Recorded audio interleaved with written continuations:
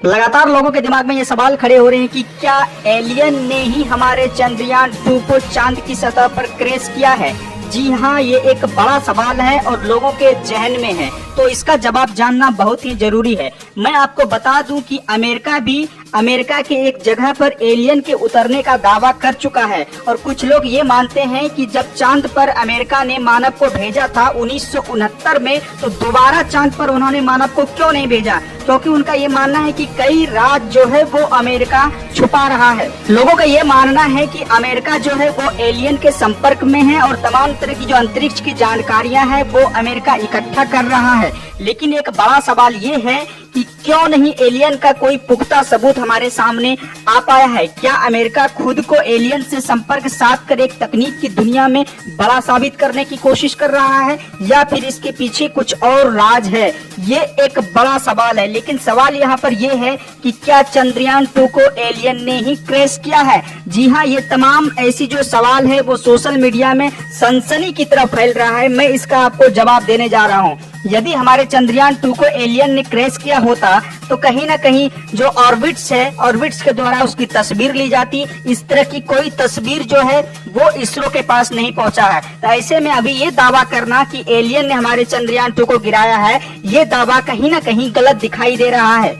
कुछ वैज्ञानिक तो ये भी दावा कर चुके हैं कि चांद पर भी एलियन रहते हैं। जी हाँ, अंतरिक्ष की बात हो रही थी।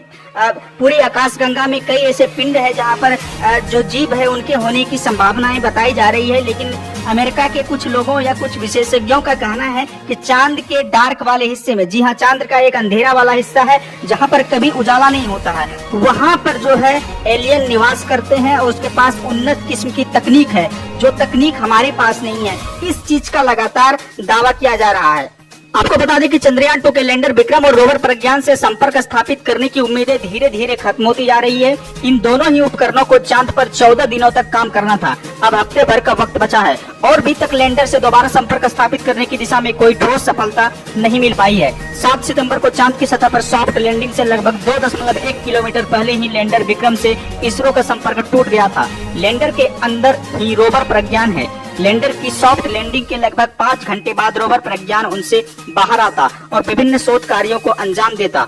ऑर्बिटर ने लैंडर को देखा है। जी हाँ, भारतीय अंतरिक्ष अनुसंधान संगठन इसरो ने 8 सितंबर को कहा था कि चंद्रयान 2 के ऑर्बिटर में लगे कैमरे ने चांद की सतह पर पड़े लैंडर की तस्वीरें कैद की है। ऑर्बिटर चंद्रमा की कक्ष में चक्कर लगा रहा है। 7 सितंबर को तड़के विक्रम तय रास्ते से भटक गया था और चांद की सतह पर उसकी हार्ड लैंडिंग हुई थी। तब से लैंडर से संपर्क स्थापित करने की कोशिश की जा रही है। इसरो के एक अधिकारी ने पीटीआई से कहा कि गुजरते वक्त के साथ लैंडर से संपर्क स्थापित करने की उम्मीदें भी कम होती जा रही है, क्योंकि लैंडर में लगी बैटरी की क्षमता जो है वो धीरे धीरे खत्म होती जा रही है। लैंडर सही दिशा में होता तो उस पर लगे सोलर पैनल से उसकी बैटरी चार्ज हो सकती थी।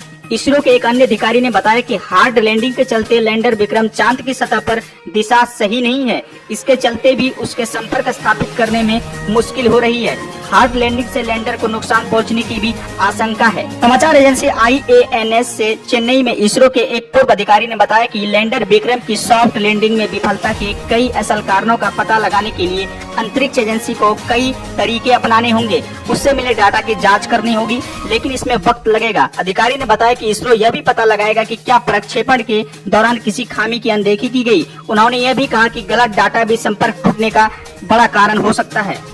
दोस्तों, यदि आपको ये वीडियो अच्छी लगी तो हमारे इस चैनल को सब्सक्राइब कर लीजिए और वीडियो को लाइक कीजिए। नमस्कार।